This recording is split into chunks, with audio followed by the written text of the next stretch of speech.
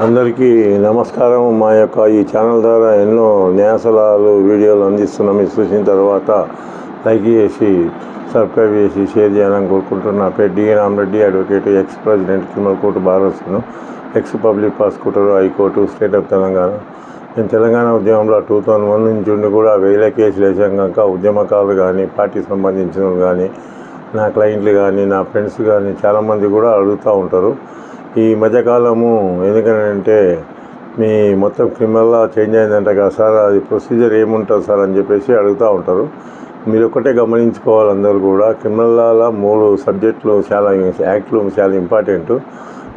ఇంతకుముందు IPC, criminal procedure code, Indian evidence act ఒకటి. దాని ప్లేస్లోనే అవి ఎందుకంటే ఇంతకుముందు ఏవైతున్నావో IPC, CrPC, Indian evidence act ప్లేస్లో ఇప్పుడు బిఎన్ఎస్ అని, బిఎన్ఎస్ఎస్ అని, బిఎస్ఏ అని. బిఎస్ఏ అంటే భారతీయ సాక్ష్య అధినియం అనమాట. అది చాలా ఇంపార్టెంట్. భారతీయ సాక్ష్య అధినియం అనేది ఎవిడెన్స్ యాక్ట్. ఇది ఎవిడెన్స్ యాక్ట్ ప్లేస్లో ఇది ఇంతకుముందు ఏదో పురాతనమైన, ఎందుకంటే బ్రిటిష్ కాలం నుంచి ఉన్నటువంటి చట్టాలను సెంట్రల్ గవర్నమెంట్ రివ్యూ చేసి 2023లోనే మొత్తం పార్లమెంట్లో పెట్టి బిల్ పాస్ అయిన తర్వాత, ఆ బిల్లును రాష్ట్రపతి ఆమోదం పొందిన తర్వాత ఈ ఎఫెక్ట్ మటుకు జూలై 1, 2024 నుంచి 29 రాష్ట్రాల భారతదేశం మొత్తం కూడా ఈ ఇండియన్ ఎవిడెన్స్ యాక్ట్ కానీ, ఏదైతే క్రిమినల్ ప్రొసీజర్ కోడ్ కానీ, ఐపీసీ కానీ ఇవన్నీ కూడా అమలు అవుతూ ఉన్నాయి. అందుకని చెప్పేసి ప్రతి ఒక్కరికి పాత కేసులు పాత ప్రొసీజర్ ప్రకారమే ఫాలో కావాలి. ఇప్పుడు ఉన్న ఏవైతే సెక్షన్స్ కొత్తవి కూడా కొన్ని కుదించారు. కొన్ని ఐపీసీలో మొత్తం ఇంతకుముందు 511 ఉండే, 511 నుంచి 358 చేశారు. దాన్ని బిఎన్ఎస్ అంటారు అనమాట. బిఎన్ఎస్ కింద అంటే నేరం చేసిన, ఏ నేరం చేసినా కూడా ఆ నేరం యొక్క పరిశీలన బట్టి, ఆ నేరం యొక్క పరిస్థితిని బట్టి మర్డర్ కేసు కావచ్చు, రేప్ కేసు కావచ్చు, మానభంగం కేసు కావచ్చు, ఎందుకంటే ఫోర్జరీ కేసు కావచ్చు, చీటింగ్ కేసు కావచ్చు, ఇంకేవైనా కొట్లాట కేసులు కానీ, దొంగతనం కేసులు కానీ, డెకైటీ కేసులు కానీ ఇవన్నీ కూడా ఈ సెక్షన్ల బిఎన్ఎస్ కిందనే బుక్ చేస్తారనమాట. ఆ బిఎన్ఎస్ కింద ఉన్న 358లో ఎందుకంటే ఇంతకుముందు 511 ఉండే, 511 నుంచి 358 అయినాయి. ఆ 358లో ఉన్న నేరాలన్నీ కూడా ఫస్ట్ ఇన్ఫర్మేషన్ రిపోర్ట్ అని ఎఫ్ఐఆర్ రిజిస్టర్ పైన ఉంటుంది కాలంలో. ఆ పైన కాలంలో ఏవైతే రిజిస్టర్ చేసిండ్రో ఆ కాలంలో మనం ఎందుకంటే బిఎన్ఎస్ఎస్ కింద ప్రొసీజర్ కింద అరెస్ట్ చేసిన తర్వాత బిఎన్ఎస్ఎస్ ఫాలో కావాలి. బిఎన్ఎస్ఎస్ ఫాలో అయ్యి ఎందుకంటే బెయిల్ పొందిన తర్వాత ఈ ఛార్జ్షీట్ అరెస్ట్ చేసి రిమాండ్ చేసిన తర్వాత, ఛార్జ్షీట్ వేసిన తర్వాత ఈ ఎవిడెన్స్ యాక్ట్ వస్తుంది. చాలామంది కూడా అడుగుతారు ఎవిడెన్స్ యాక్ట్ దాని సపోర్ట్ ఏముంటుంది సార్ అని చెప్పి. ఎవిడెన్స్ యాక్టే మెయిన్ అన్నమాట. మన కేసు గెలవాలి, పోలీసు వాళ్ళు పెట్టిన కేసులు గెలవాలన్నప్పుడు మన ఎందుకంటే కాంట్రడిక్షన్ కానీ, ఒమిషన్స్ కానీ, ఆ ఎవిడెన్స్ యాక్ట్ డాక్యుమెంట్ ప్రూఫ్ కానీ ఇవన్నీ కూడా ఐ విట్నెసెస్ ఇట్లా చెప్పారు, ఇవన్నీ కూడా ఎవిడెన్స్ యాక్ట్ కిందనే వస్తాయన్నమాట. ఎవిడెన్స్ యాక్ట్ అనేది చాలామంది కూడా తెలియదు. ఎందుకంటే కేసు పెట్టారు, మనము కేసు ఎట్లా గెలవాలా సార్ అంటారు. కేసు గెలవాలన్న పరిస్థితి ఎందుకంటే ముందు పోలీసు వాళ్ళు ఏదైతే బిఎన్ఎస్ కింద పెట్టినో మనం బెయిల్ అతనికి ఎందుకంటే జీవితాంతం జైల్లో ఉండలేడు కనుక న్యాయం, ధర్మం, చట్ట ప్రకారం కొన్ని తప్పుడు కేసులు పెట్టి కూడా లోపల పెట్టడానికి ఆస్కారం ఉంటుంది పోలీసు వాళ్ళు. దాని ప్రకారం బిఎన్ఎస్ఎస్ కింద చేసి మనం బెయిల్ పొందడానికి ఆస్కారం. బెయిల్ పొందాలన్నా ఏది చేయాలన్నా కూడా బిఎన్ఎస్ఎస్. కేసు ఛార్జ్షీట్ వేసిన తర్వాత ఎవిడెన్స్ యాక్ట్ ఉపయోగపడుతుంది అన్నమాట. అందుకోకి కేసు యొక్క పరిశీలనలు మొత్తం కూడా పరిశీలించిన తర్వాత ఛార్జ్షీట్లు ఏం రాసిండ్రు, ఆ ఛార్జ్షీట్లో రాసిన దాన్ని బట్టి ఎవిడెన్స్ ఏముంది అనేది కూడా ఈ ఎవిడెన్స్ యాక్ట్ని ఫాలో అయ్యే కేసు మనం కొట్లాడవలసి వస్తుంది. భారతదేశం మొత్తం కూడా 29 రాష్ట్రాలలో కూడా ఎవిడెన్స్ యాక్ట్ అనేది ఇప్పుడు ఛార్జ్షీట్ వేసిన తర్వాత ట్రయల్ నడిచేటప్పుడు ఈ ఎవిడెన్స్ యాక్ట్ను ఉపయోగించుకొని అడ్వకేట్స్ ఎందుకంటే ఉన్న దాన్ని బట్టి ఛార్జ్షీట్లు ఏం రాసిండ్రు, ఆయనలో విట్నెసెస్, హౌ మెనీ విట్నెసెస్ ఎగ్జామ్లు అనేది కూడా ఇంపార్టెంట్. ఆ ఎగ్జామ్లో ఏం చెప్పారు, ఎందుకంటే కొన్ని కేసులు ఉంటాయి ఇంకో లీగల్గా, 420 కానీ, చీటింగ్ కానీ, మిస్అప్రోప్రియేషన్ కేసులు కానీ ఇవన్నిటిలో కూడా మనం ఏం చేయాలంటే దాంట్లో ఎవిడెన్స్ యాక్ట్నే తీసుకొని డాక్యుమెంట్ ప్రూఫ్ కానీ, మిగతాయి కానీ ఇవన్నీ కూడా ఆ ఎవిడెన్స్ యాక్ట్ ప్రకారమే సపోర్టింగ్గా లార్డ్షిప్స్ కానీ, అడ్వకేట్స్ కానీ, పోలీసు వాళ్ళు కానీ వాళ్ళు కూడా వాళ్ళ పోలీసు వాళ్ళ తరఫున వాదించే పబ్లిక్ ప్రాసిక్యూటర్ ఉంటాడు కనుక ఆ పబ్లిక్ ప్రాసిక్యూటర్ కూడా ఎవిడెన్స్ యాక్టే ఫాలో అవుతాడు. ఎందుకంటే డిఫెన్స్ అడ్వకేట్ కూడా ఎవిడెన్స్ యాక్టే ఫాలో అవుతారు. అందుకని భారతదేశం అంతా కూడా క్రిమినల్ లాలా ఇవి మూల స్తంభాలు అన్నమాట. ఏదైతే ఐపీసీ ఏదైతే ఉందో criminal procedure code, Indian evidence act, ఆ 3 ప్లేసులలో రద్దయినాయి కనుక, అంటే పాత కేసులు ఏమైతే ఉంటావో ఆ పాత కేసులు ఆ 3టినే ఫాలో కావాల్సి వస్తుంది. కొత్త కేసులు జూలై 1, 2024 నుంచి రిజిస్టర్ అవుతుంది కనుక ఆ రిజిస్టర్ అయిన కేసులు ఈ మొత్తం కూడా పోలీసులు కానీ, న్యాయవాదులు కానీ, లార్డ్షిప్స్, జడ్జెస్, న్యాయమూర్తులు కానీ, జనరల్ పబ్లిక్ కానీ ఎవిడెన్స్ యాక్ట్ అనేది ఛార్జ్షీట్ వేసిన తర్వాత ఉపయోగపడతారు అన్నమాట. అందుకని చెప్పేసి 3 కూడా మూల స్తంభాలు. న్యాయం, ధర్మం, చట్ట ప్రకారం గెలవాలంటే ఈ 3 కూడా పాటించాలన్నమాట. అందుకని ప్రతి ఒక్కరు కూడా ఎవిడెన్స్ యాక్ట్ను ఫాలో అయితేనే మనం కేసు గెలవడానికి ఆస్కారం ఉంటుంది అన్నమాట. 29 రాష్ట్రాలలో కూడా ఏదైతే ఇంతకుముందు 167 ఉండే ఎవిడెన్స్ యాక్ట్లో, ఇప్పుడు 1872 యాక్ట్ ఇది.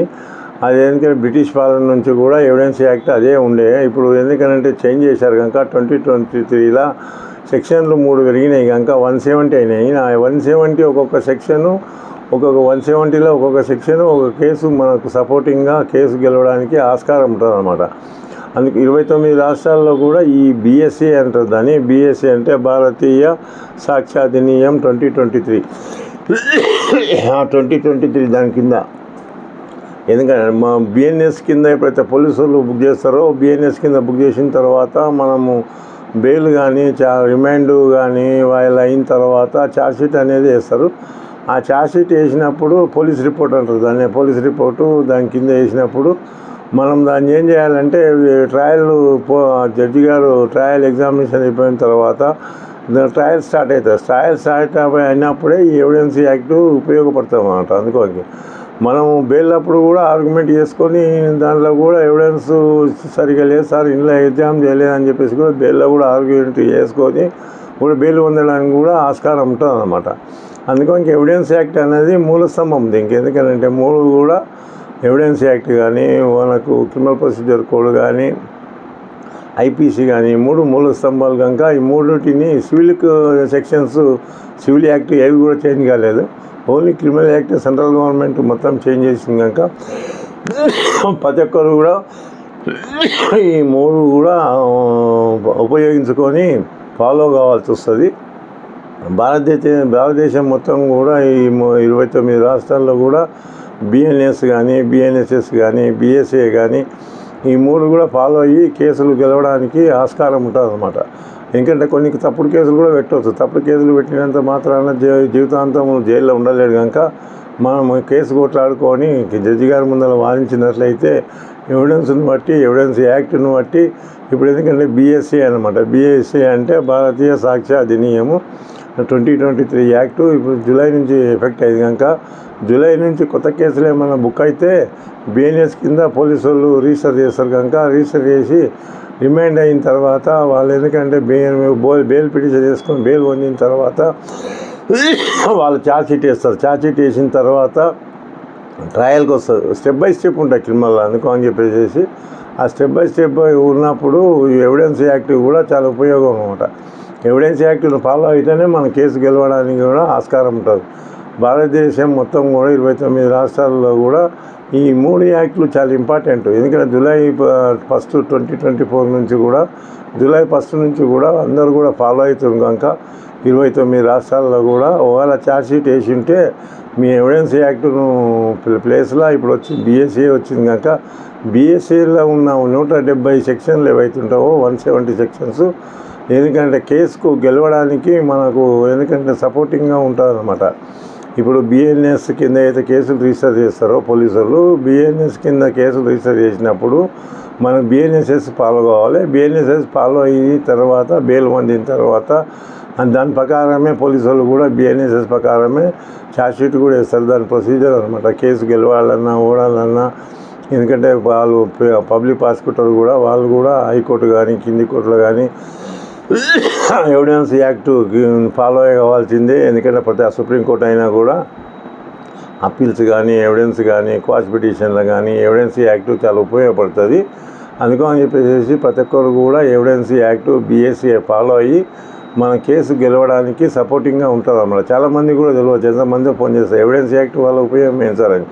ఎవిడెన్స్ యాక్ట్ వల్లనే ఉపయోగం ఉంటుంది అన్నమాట. అందుకోనికి కేసులన్నీ కూడా మనకి, ఎందుకంటే పోలీసు వాళ్ళైనా ఎవిడెన్స్ యాక్ట్ని ఫాలో కావాల్సిందే, డిఫెన్స్ అడ్వకేట్ అయినా ఎవిడెన్స్ యాక్ట్నే ఫాలో కావాల్సిందే, జనరల్ అయినా ఎవిడెన్స్ యాక్ట్నే ఫాలో కావాల్సిందే, న్యాయమూర్తులు కూడా జడ్జెస్ కూడా నీకు కన్విక్షన్ ఇవ్వాలన్నా అక్విటల్ ఇవ్వాలన్నా కేసు మనకు సపోర్టింగ్గా, ఎందుకంటే ఎవిడెన్స్ యాక్ట్ ఉంటేనే దీన్ని బిఎస్ఏనే ఫాలో అయ్యి వాళ్ళు బిఎస్ఏ ప్రకారమే ఎవిడెన్స్ యాక్ట్ ప్రకారమే వాళ్ళు శిక్ష చేయడానికి కూడా, వాళ్ళ విడుదల చేయడానికి కూడా ఈ బిఎస్ఏ స్ట్రాంగ్ ఉంటేనే, కేసు ఉంటేనే మనకు కేసు గెలవడానికి ఆస్కారం ఉంటుంది. చాలామంది ఎంతమంది కూడా నాకు ఫోన్ చేస్తూ ఉంటారు, ఎవిడెన్స్ యాక్ట్ అంటే ఏం సార్ అని చెప్పేసి. ఎవిడెన్స్ యాక్ట్ అనేది బిఎన్ఎస్ఏ కింద చేసినప్పుడు, కేసులు రిజిస్టర్ చేసినప్పుడు పోలీసు వాళ్ళు ఏమేమి ఎవిడెన్స్ కలెక్ట్ చేసిన అనేది చాలా ఇంపార్టెంట్ అన్నమాట. ఆ ఎవిడెన్స్ను బట్టి ప్రతి ఒక్కరు కూడా ఫాలో కావాల్సింది.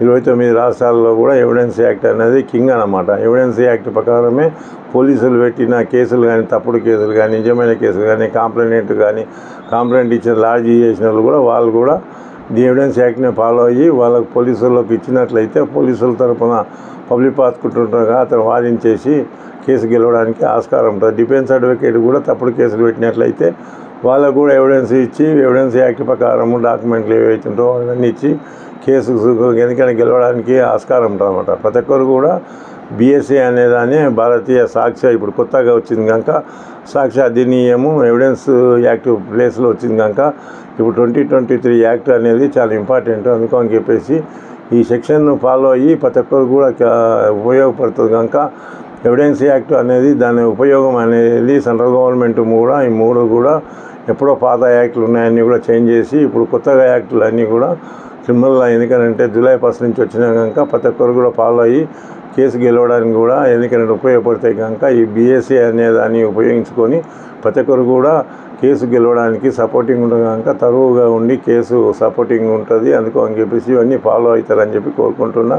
అందరికీ నా ధన్యవాదాలు.